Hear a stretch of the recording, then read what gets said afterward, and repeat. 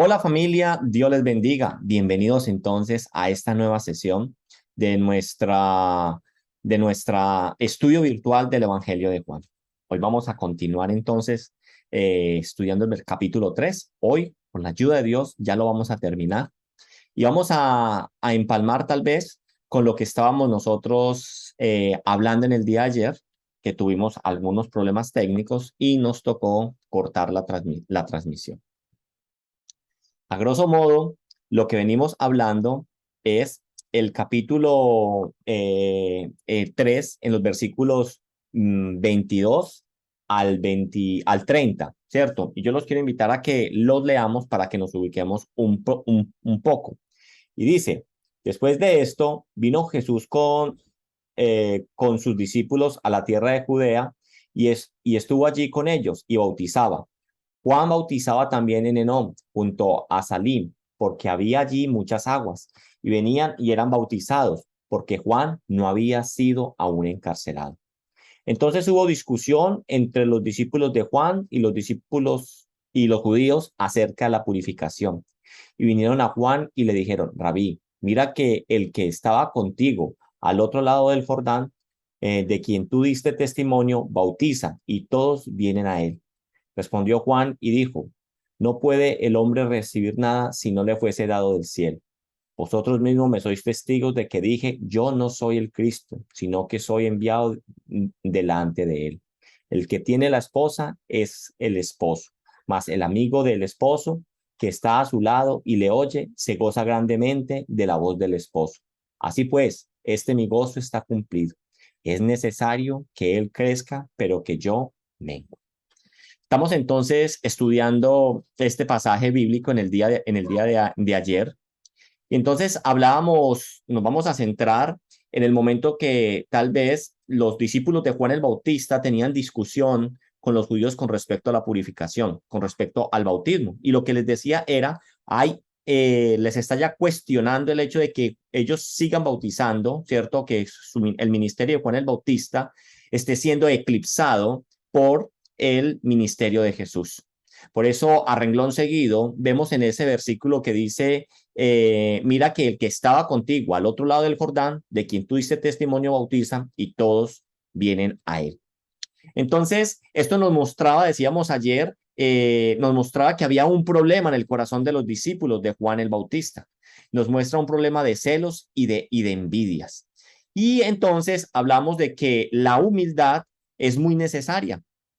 Sí, y que la humildad es la capacidad de humillarnos, que es una virtud que todos los hombres predican, pero ninguno practica o muy pocos practican. Y sin embargo, todo el mundo está contento de oír cómo se mofan de ser humildes, pero de no cumplir esa tal humildad.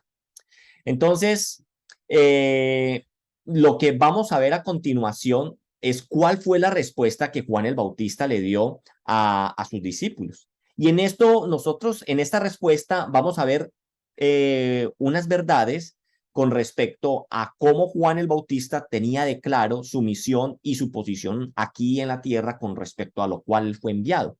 Y que esta respuesta lo que nos muestra es que Juan el Bautista, contestó no con rabia, ni con celos, ni con envidia, ni con indignación, porque su ministerio estaba en declive y el de Cristo Jesús estaba subiendo, sino que él respondió de la siguiente manera. Lo voy a leer, versículo 27 al 30. Respondió Juan y dijo, no puede el hombre recibir nada si no le fuere dado del cielo. Vosotros mismos me sois testigos de que dije, yo no soy el Cristo, sino que soy enviado delante de él. El que tiene la esposa es el esposo, mas el amigo del esposo que está a su lado y le oye, se goza grandemente de la voz del esposo. Así pues, mi gozo está cumplido. Es necesario que él crezca, pero que yo mengue. Y dijimos que esta respuesta era una señora respuesta que nos mostraba una humildad que no solamente Juan predicaba, sino que la practicaba y se las enseñaba a sus discípulos. Y dentro de esta respuesta se hallan verdades que cuando se arraigan en el corazón de los cristianos, la humildad, la capacidad de humillarnos empieza a florecer y a fructificar en cada una de nuestras vidas. Hablamos ayer, alcanzamos a hablar, si no estoy mal, de dos. Y una de ellas, no voy a profundizar en ellas porque ya están la hablamos ayer o van a quedar en el video del día de ayer. Hablábamos que la primera verdad es que Dios es soberano. La respuesta de Juan al decir no puede el hombre recibir nada si no le fuere dado del cielo, está confesando con esto que está diciendo Juan, es que él tiene claro que todo en su vida sucede porque Dios es soberano. Así que Juan les lleva a los discípulos a decir, mis amados discípulos, ¿por qué están celosos? No puede el hombre recibir nada si no le fuere dado del cielo. Lo que está hablando acá entonces es de la soberanía de Dios sobre nuestras vidas y entender que Dios no está improvisando en nuestras vidas y que Juan tenía entonces un plan. Esto fue lo primero que vimos, la primera verdad, que Dios es soberano. Y vimos unos versículos con respecto a cómo el Señor no no obra por fuera de la voluntad y citábamos un ejemplo de Deuteronomio en cuando el pueblo estuvo en el desierto. Vimos también el ejemplo de Job. Pero para seguir adelante, ¿cierto? También vimos el versículo 28, donde había otra verdad, y hablamos, vosotros mismos me sois testigos de que dije, yo no soy el Cristo, sino que soy enviado delante de él. Así que entonces, ¿cuántas veces Juan dijo de que no él no era el Cristo? Él nunca se envalentonó ni se creció porque lo trataban del ungido o que lo trataron de que lo catalogaron como un profeta después de que durante 400 años hubo un silencio total y no hubo profeta en Israel. Entonces, en esta verdad hablamos que el Bautista, Juan el Bautista, sabía cuál era el papel que Dios le había dado, ser el de pregonador de la venida del Mesías. Y que teníamos entonces nosotros que preguntarnos cuál es el papel de nosotros en nuestras vidas. Y para eso nosotros citábamos Primera de Pedro 2:9. Y decíamos nosotros cómo la venida del Mesías o del Cristo, cómo cogió a Juan el Bautista, haciendo la tarea, predicando, anunciando, pregonando su venida. Así que veíamos cuál era el papel de nosotros en esta vida y nos dice la palabra de Dios en 1 Pedro 2:9, mas vosotros sois linaje escogido, real sacerdocio, nación santa, pueblo adquirido por Dios, para que anunciéis las virtudes de aquel que os llamó de las tinieblas a la luz admirable. Ese es nuestro papel. Si Cristo viniera hoy, si Cristo viniera en este momento, la pregunta es, ¿qué estamos nosotros haciendo? Estamos cumpliendo a lo cual Él nos ha llamado a anunciar las virtudes de aquel que nos llamó de las tinieblas a la luz admirable. Eso entonces es lo que nosotros tenemos que entender. Ahora entonces vamos a entrar en una tercera verdad. Y esta verdad la veníamos viendo ayer y nos quedó corta. Dice es, el que tiene la esposa es el esposo, mas el amigo del esposo que está a su lado y le oye, se goza grandemente la voz del esposo. Así pues, mi gozo está cumplido. Y decíamos, ¿qué es esto? O sea, venimos hablando de algo y luego nos empieza a hablar Juan acerca de la esposa, del esposo, un amigo. ¿De qué está hablando Juan? Entonces dice, en esta verdad, lo que tenemos que entender, Juan, ¿cierto? Todo hombre debe aceptar con gratitud el lugar que Dios le asigna en la vida. Y decimos, Juan entiende que él no es el esposo, él es el amigo del esposo. Y el bautista, Juan el Bautista, digo directamente el Bautista para no enredarnos con el evangelista, hace una asociación de la cual la escritura habla mucho. Y es la relación que Dios tiene con su pueblo, la cual es simbolizada por la relación entre un esposo y una esposa. Y esto es una imagen que es reiterativa en la escritura y que nosotros en la iglesia la hemos mencionado algunas veces y la hemos enseñado y la hemos practicado. Debemos entender algo, y es que Juan el Bautista habla desde la concepción, ¿cierto? De la concepción mental de un judío. Tenemos que entender. Cuando él cita que esposo y esposa, ellos inmediatamente, clic, ellos entran, dice, está hablando del esposo, la esposa, nuestra relación ¿con quién? Con nuestro Dios. Entonces, los judíos tenían claro que esposo y esposo simbolizan entonces la unión de Dios con su pueblo. Y para nosotros afirmar lo que yo estoy diciendo, yo los quiero invitar a que vayamos a la palabra de Dios, algunos versículos que nos muestran cómo Dios muchas veces dice que Él es el esposo para su pueblo y que el pueblo, Israel, es su esposa. Dice Isaías 54:5, dice, porque tu marido es tu hacedor, Jehová de los ejércitos es su nombre, y tu redentor, el Santo de Israel. Dios de toda la tierra será llamado. Entonces, aquí nos queda muy claro cómo dice, porque tu marido es tu hacedor, y dice cuál es el nombre del hacedor, Jehová de los ejércitos. Acá entonces se muestra esa unión de la cual venimos hablando en esposo con esposa. Dios como esposo y la esposa, el pueblo. Si usted se va a Jeremías 2:2, encontramos otro. Dice, anda y clama a los oídos de Jerusalén, diciendo, así ha dicho Jehová, me he acordado de ti, de la fidelidad de tu juventud, del amor de tu desposorio, cuando andabas en pos de mí en el desierto, en tierras sembradas. Aquí entonces también vemos cómo está esa relación. Y vamos a ver un nuevo versículo ya para finalizar este punto de esta asociación que se hace, y es Jeremías 3:20, dice, pero como la esposa fiel abandona a su compañero, así prevaricasteis contra mí, oh casa de Israel, dice Jehová.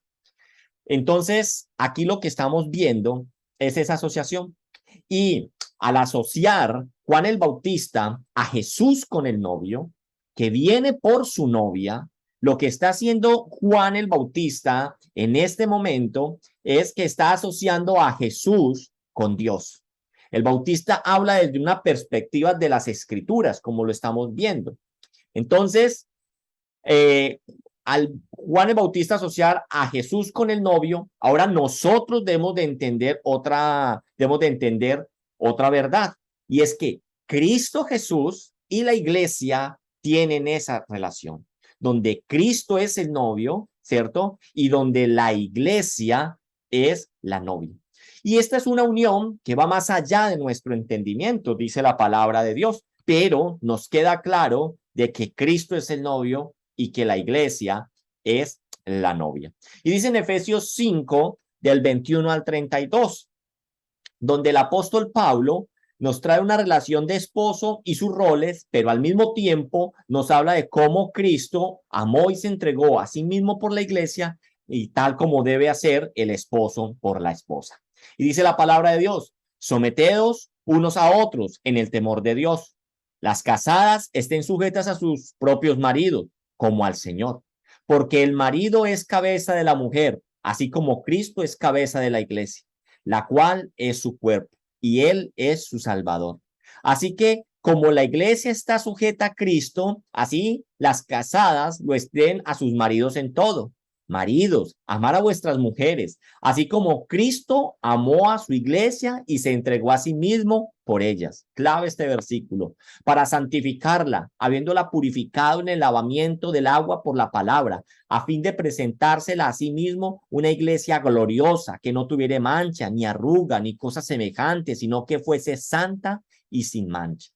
Así también los maridos deben amar a sus mujeres como a sus mismos cuerpos. El que ama a su mujer, a sí mismo se ama, porque nadie aborreció jamás a su propia carne, sino que la sustenta y la cuida, como también Cristo a la iglesia, porque somos miembros de su cuerpo, de su carne y de sus huesos. Por esto dejará el hombre a su padre y a su madre y se unirá a su mujer, y los dos serán una sola carne. Grande es este misterio, mas yo digo esto respecto de Cristo y la iglesia. Acá entonces está hablando de Cristo y la iglesia como Cristo el novio y la iglesia la novia. Una unión que va más allá de nuestro entendimiento, lo dice el versículo 32. Grande es este misterio, mas yo digo esto respecto de Cristo y la iglesia. ¿Y sabe qué es lo maravilloso de lo que estamos leyendo aquí? Esa unión entre un esposo y una esposa, en que es un amor sacrificial, que es un amor que se entrega uno al otro. Es lo que el Señor nos está diciendo.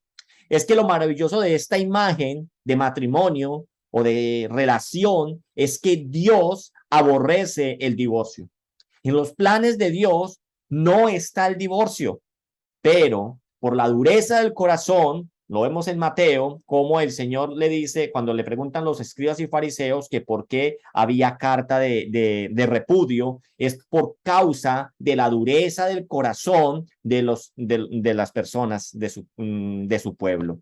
Entonces, es por eso que el Señor aborrece el divorcio. ¿Pero por qué aborrece el divorcio? Porque aquí vemos lo que leímos. A ver, nosotros no somos los más fieles, como novia, como iglesia, somos infieles, pero el papel de Cristo fue de sacrificio para presentarse a sí mismo una novia gloriosa y sin mancha.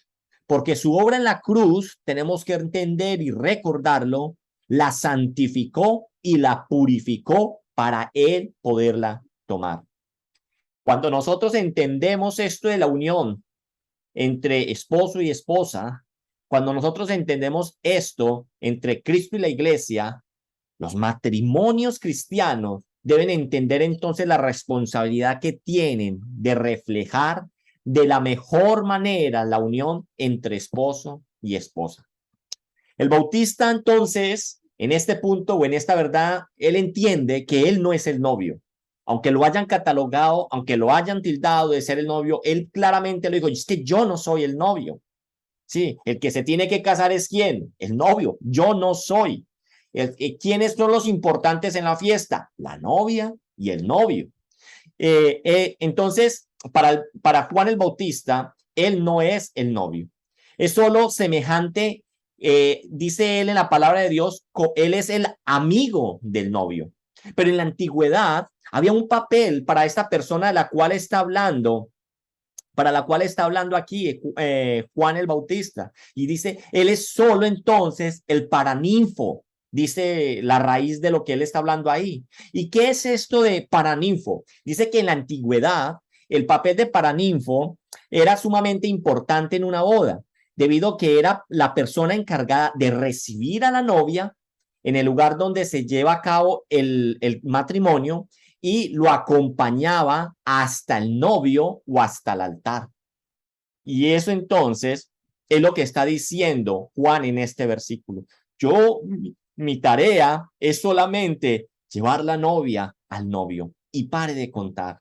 Así que este es el papel de su vida, el papel que Dios le había dado. Y en esta respuesta, él está diciendo, yo entiendo, yo comprendo cuál es mi papel y yo comprendo cuál es la ubicación que Dios me ha dado a mí en la vida. Su misión, la misión de Juan el Bautista, es la de reunir al novio con la novia, y cuando lo hace, se alegra mucho. Eso es como los que entregan la novia en un matrimonio. Se alegra cuando se la entrega al novio, porque se van a casar, es un buen novio, van a tener un buen esposo, va a tener una buena vida. Sí, se alegra por la alegría de la otra persona. No se queda con rabia, no se queda con envidias. Y eso es lo que está diciendo aquí Juan el Bautista. Entonces, el amigo del novio trae a la novia al novio. Y eso era lo que Juan ya había hecho. Pero una vez cumplida esa misión, su papel o labor había acabado. Veámoslo entonces también en un matrimonio, cuando usted lo invitan a un matrimonio. Cuando está entrando la novia, ¿cierto? La mirada se fijan en la novia y en el que está trayendo a la novia. Pero una vez entrega la novia al novio, esa persona ¿qué? Desaparece. Ya no es importante. Ahora toda la mirada se centra ¿quién? En la novia y en el novio. Ahí, en eso se centra. Así que entonces, una vez cumplido esa misión, su papel o su labor había acabado. Nosotros podemos citar en este momento una frase que dijo Juan Calvino con respecto a esta labor de la cual estamos hablando, que es la misma labor del ministro o del pastor, y es el ministro que gana la iglesia para sí mismo en vez de para Cristo, está boicoteando la boda que debería honrar. Y es tremendo lo que está diciendo entonces aquí Juan Calvino, porque nuestro papel es llevar la novia ¿a quién? A Cristo, no a mí, porque si yo lo hago para mí, estoy boicoteando la boda a la cual a mí me han invitado solamente como el amigo del novio. Muchas personas han forjado un nombre a costas de Cristo y lo vemos hoy en grandes pastores de fama internacional. Y no puede ser que nosotros forjemos un nombre a costas de Cristo. Cristo siempre es el que tiene que prevalecer. Sí, claro, hay exponentes de la palabra de Dios, hay pastores que exponen fielmente la palabra de Dios y de rebote o de cachete, por decirlo así, por hacer las cosas bien, son de renombre, pero entienden que la gloria toda es para Dios. Y ese entonces tiene que ser nuestro papel, entender cuál es nuestro papel o nuestra posición aquí en la tierra. El amigo entonces dice, se alegra con la alegría. Esa era la noticia que esperaba desde hace mucho tiempo. Lo vimos en el versículo 26 de este capítulo. Muchos van a Cristo y ya no a Él. Eso es lo que llegan a decirle a Juan el Bautista a sus discípulos. Mire, aquel que tú anunciabas, ahora todos corren para allá, nadie viene para acá. Y saben que esa era la noticia que Juan estaba esperando. Esa era la noticia que esperaba desde hace mucho tiempo, que dijeran que muchos van a Cristo y no están viniendo a ti. Entonces, cuando él escucha esto, él entiende que ha logrado su objetivo. Por tanto, así finaliza este versículo. Mi gozo está cumplido, dice Juan el Bautista. O sea, no hay envidia en mí. No hay envidia de que ya no vengan. No hay envidia que yo vaya en declive. Mi gozo está cumplido porque está mostrando en Juan el Bautista un gozo por haber hecho bien la tarea. ¿Bien hasta ahí? Ahora vámonos a la cuarta verdad que tenemos que sacar de esta respuesta. Y es, versículo 30, es necesario que él crezca, pero que yo mengüe. Yo quiero, y con respecto a esta canción, ayer lo decía, la coloqué al inicio, y es una canción que dice, yo quiero más de ti y habitar en tu presencia, menguar para que crezcas tú y cada día ser más como tú. Dice, yo quiero más de ti, ¿cierto? Yo quiero menguar para que crezcas tú, dice las palabras de esta canción. Yo sé que muchos me han dicho, tan bonitas las letras de esa canción. Y es más, a mí me fascina esta canción. Yo la coloco muchas veces. Los que me conocen saben que yo coloco mucho esta canción. Pero nos tenemos que preguntar algo. ¿Realmente es verdad lo que nosotros estamos cantando? Por eso yo muchas veces yo digo, nosotros tenemos que cantar con inteligencia. Y cuando cantamos con inteligencia no es repetir por repetir ni tararear por tararear porque ya me sé la canción o porque el ritmo es muy chévere. Tenemos que ser conscientes qué estamos nosotros cantando o repitiendo. Cuando nosotros le decimos, Señor, quiero más de ti, quiero que tú crezcas en mí y yo menguar para que crezcas tú.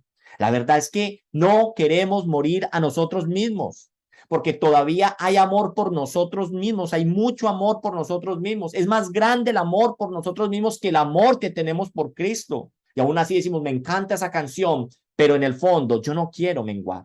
Es necesario que Él crezca, pero que yo mengüe, dice Juan. Y esa frase de Juan es el test que todos tenemos que tener en cuenta para nuestra transformación del ser. Pregúntese usted si Cristo sí está creciendo en ti.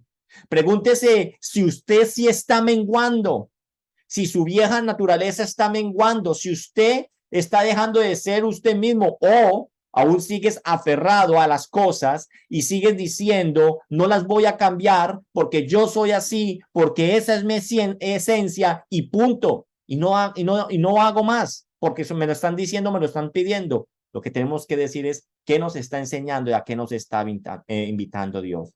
La verdad es que más de Cristo y menos de nosotros. Esta palabra, la verdad es que más de Cristo y menos de nosotros, muchos no quieren esto. Y para esto hay un ejemplo. Hoy en día, todavía seguimos trabajando en cómo tener una personalidad única, arrolladora, cambiante, conquistadora. Hoy seguimos nosotros buscando más cómo tener una personalidad única y arrolladora. Y esto muestra verdaderamente nuestro estado, que todavía Cristo no está formado en mí, de que Cristo no está creciendo en mí. Un ministerio no puede generar discípulos para el pastor, sino discípulos a Jesús. Y el ministro tiene que desaparecer, tal y como lo hizo Juan. Familia, entendamos algo claro. Este versículo nos dice, es necesario, que indica, ¿cierto? Que esto está de acuerdo con el plan eterno de Dios. Es necesario, o sea, eso ya está diseñado. Es necesario que Cristo crezca y que yo mengüe. Así que entonces, así que esta hora de aparente descenso, esta hora que estaba viviendo Juan el Bautista de abatimiento o de declive, era en verdad la máxima exaltación, era la cúspide de su existencia terrenal y de su ministerio. Y parece contradictorio, pero así son las cosas en el reino de Dios, puesto que marcaba el cumplimiento de su misión y por tanto había gozo y alegría en su corazón. ¿Y qué pasa después de esto con Juan el Bautista? ¿Qué es de la vida de Juan el Bautista? ¿Cuál es su desenlace?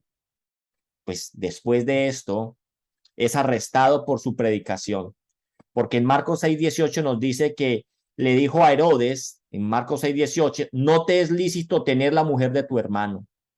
¿Sabe qué? Juan en su predicación le había dado en la llaga a Herodes.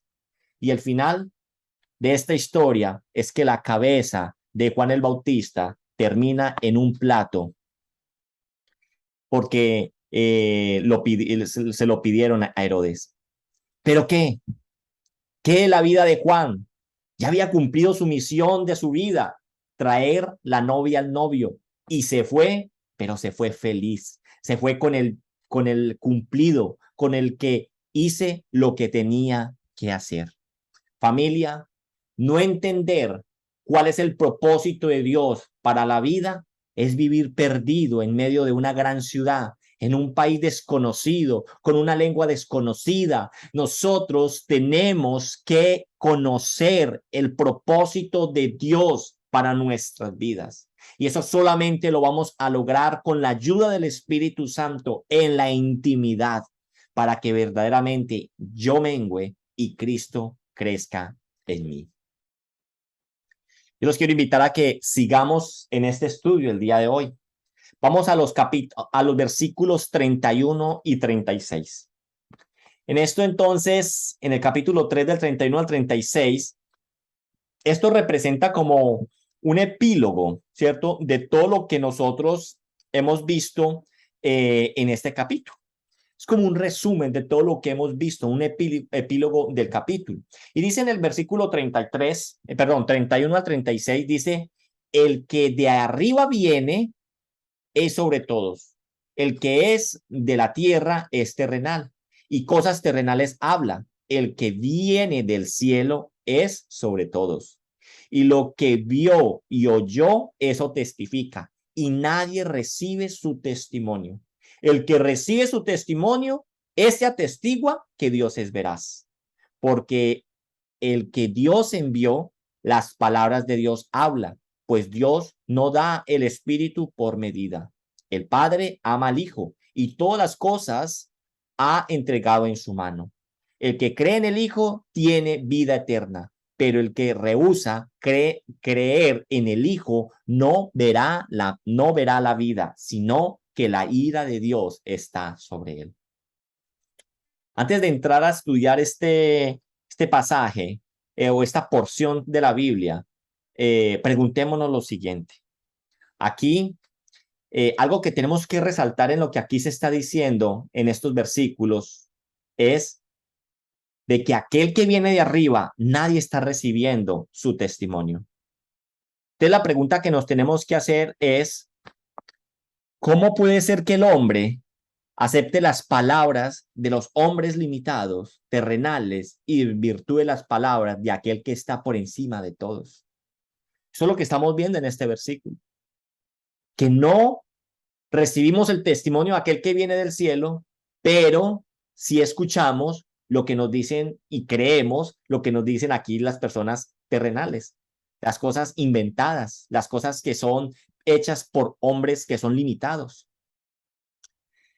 ¿Cómo puede ser que nosotros confiemos más en nosotros mismos que en Dios?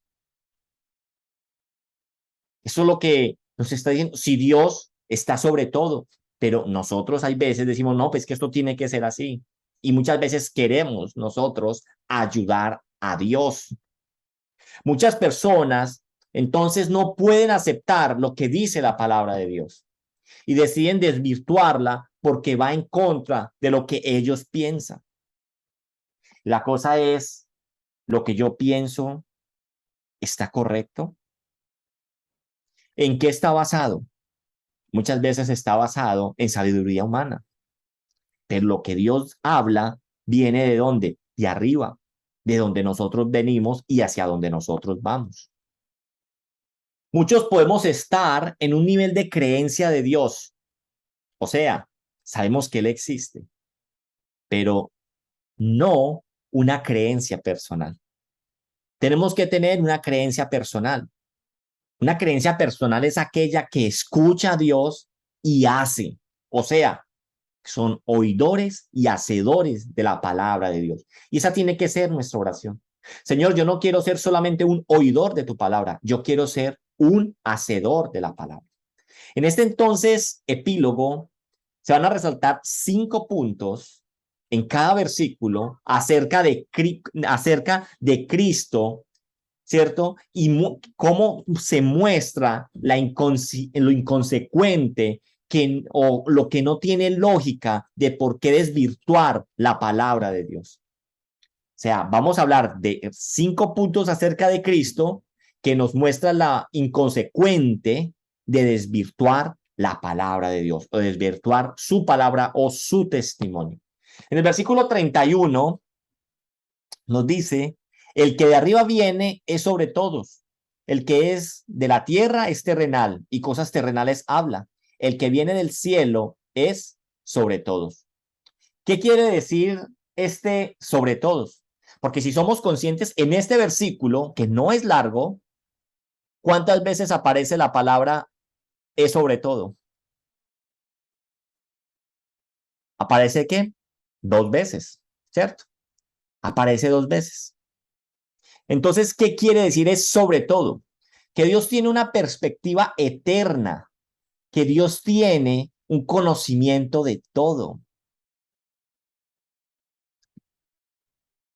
Contrario a esto, los hombres somos limitados en todo, ¿cierto? Aquellos de la tierra, en lo que es de la tierra, aquellos hombres somos limitados en todo, en percepción, en sabiduría, en conocimiento.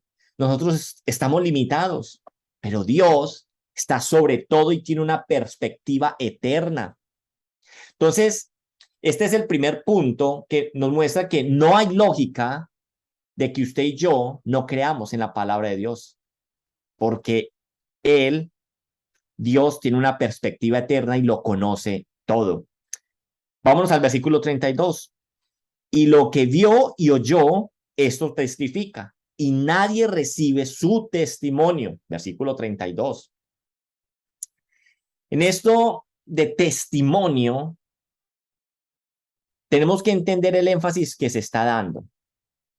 El testimonio, se tiene que entender que el énfasis es de aquel que viene del cielo. Nos lo dijo el versículo anterior finalizando, que aquel que viene del cielo viene que a dar testimonio. Y dice que nadie recibe su testimonio. O sea, que aquel que viene del cielo da testimonio. Y aquí entonces tenemos que entender que aquí esto no es teología. El entender el testimonio de Jesús no es teología, porque no es un estudio de tratar de entender esa revelación. Es un testimonio directo de cómo son las cosas. Y pare de contar.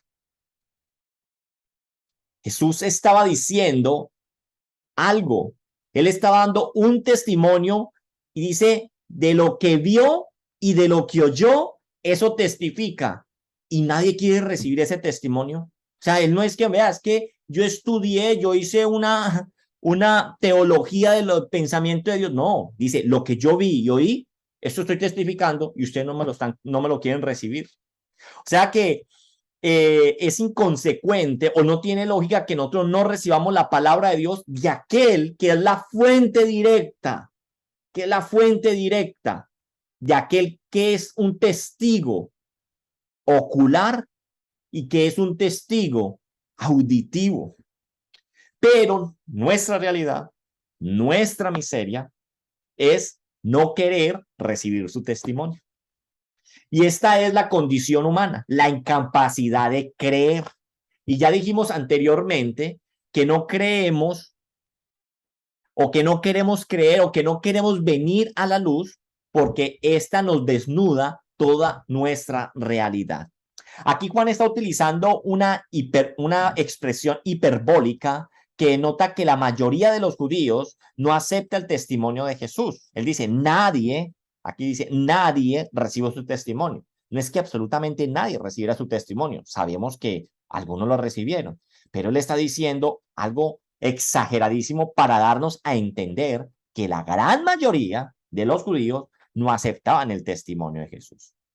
Sí, salían multitudes en pos de Jesús, pero no lo aceptaron realmente como su Señor y Salvador.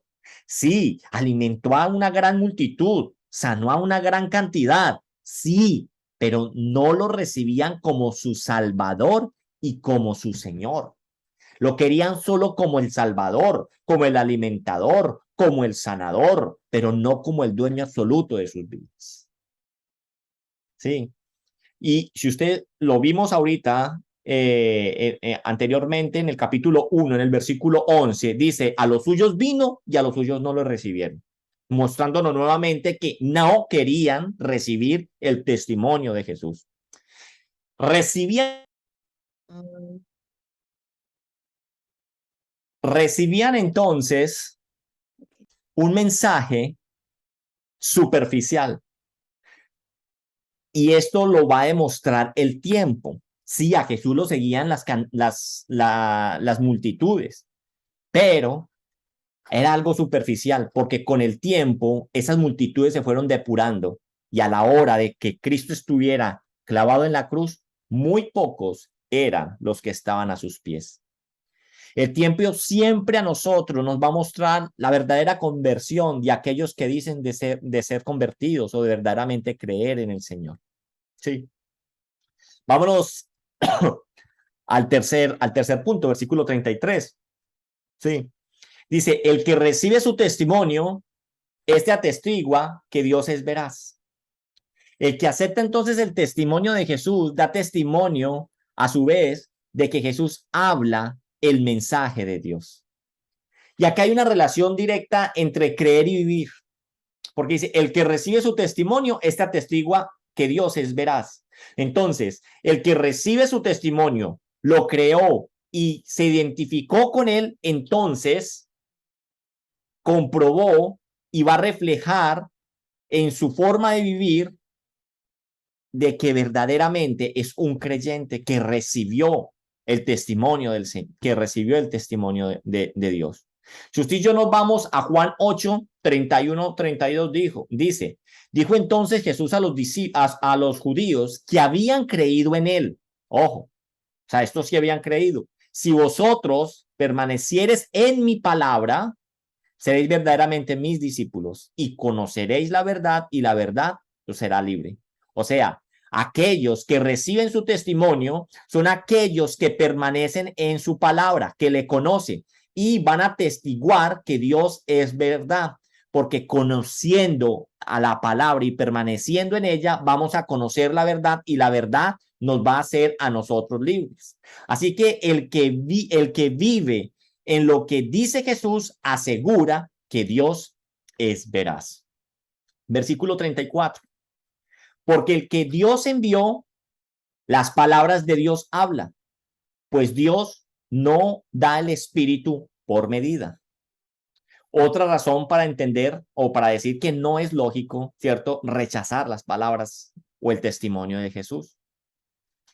En la antigüedad los rabinos estaban convencidos de que Dios a través de los profetas hablaba, pero de que Dios daba el espíritu a los profetas en cantidades medidas.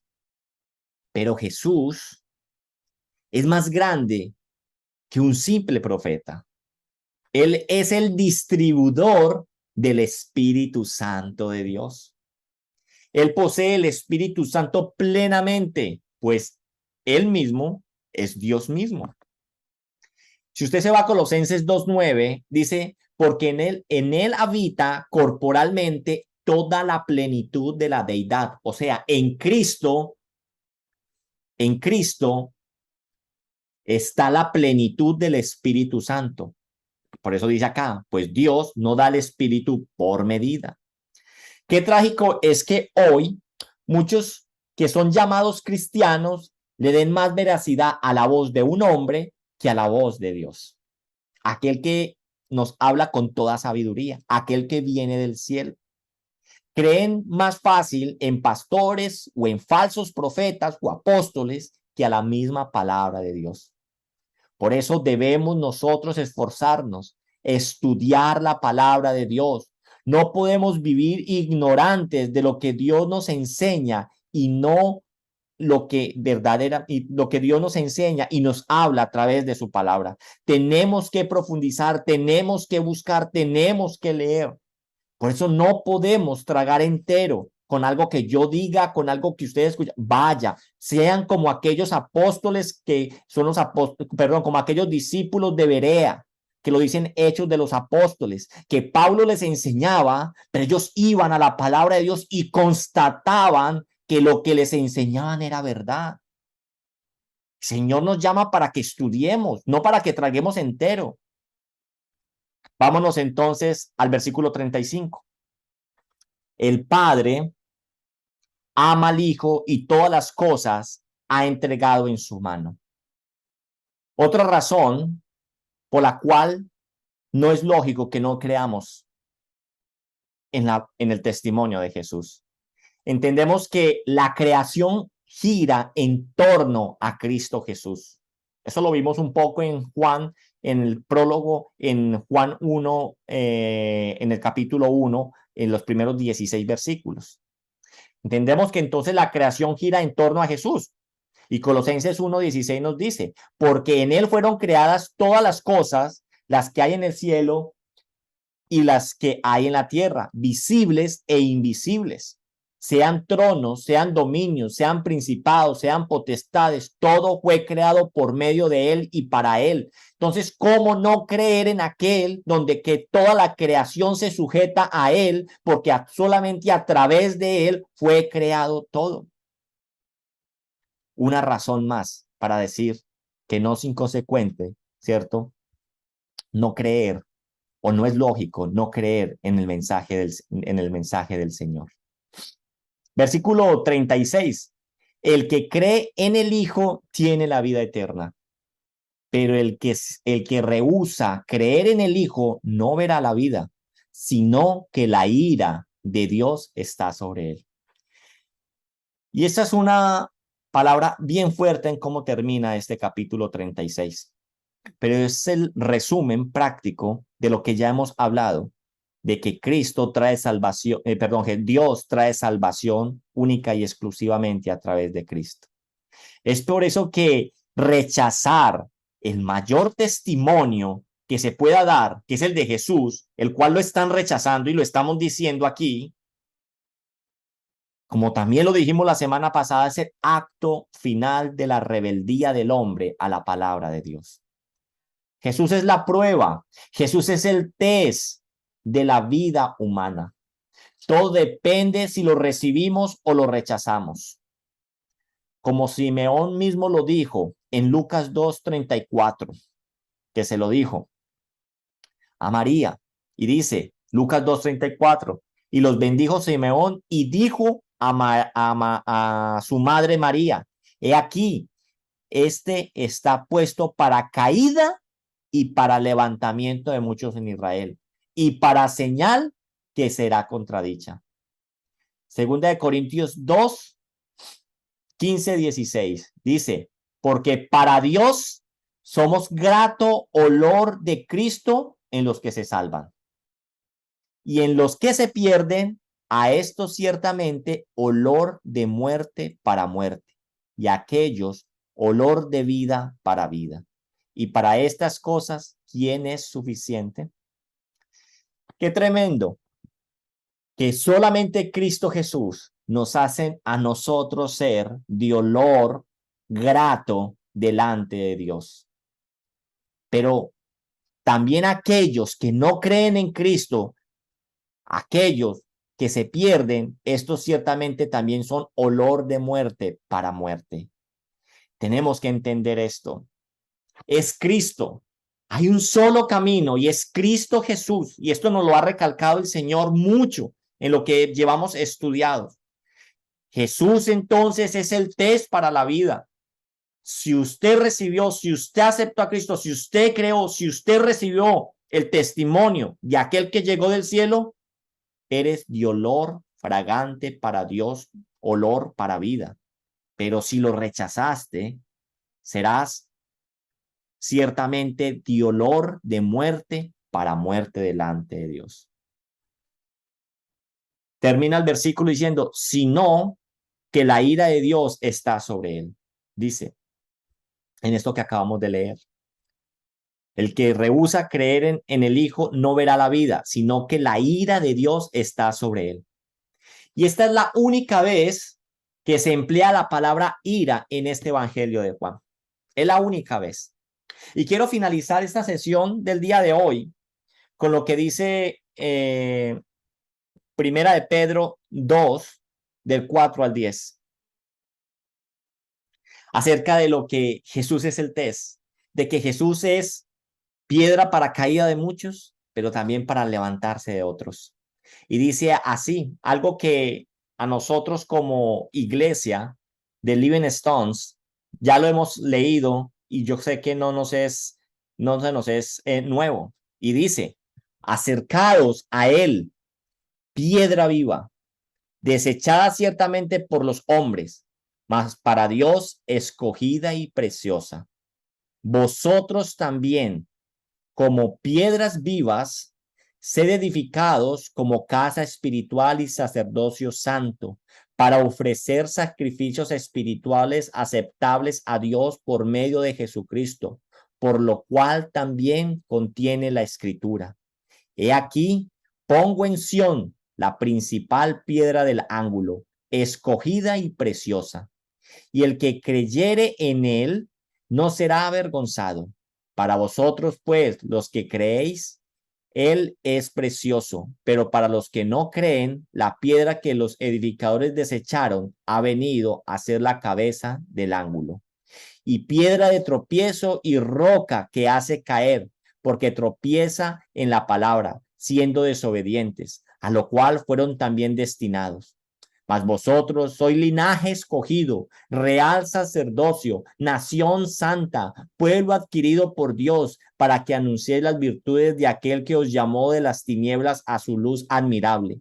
Vosotros que en otro tiempo no eras pueblo, pero que ahora sois pueblo de Dios, que en otro tiempo no habéis alcanzado misericordia, pero ahora habéis alcanzado misericordia. ¿Por qué somos pueblo de Dios? ¿Por qué hemos alcanzado misericordia? Por la labor de Cristo Jesús en la cruz. Familia, Cristo Jesús es entonces el levantamiento para muchos, pero la caída también para otros.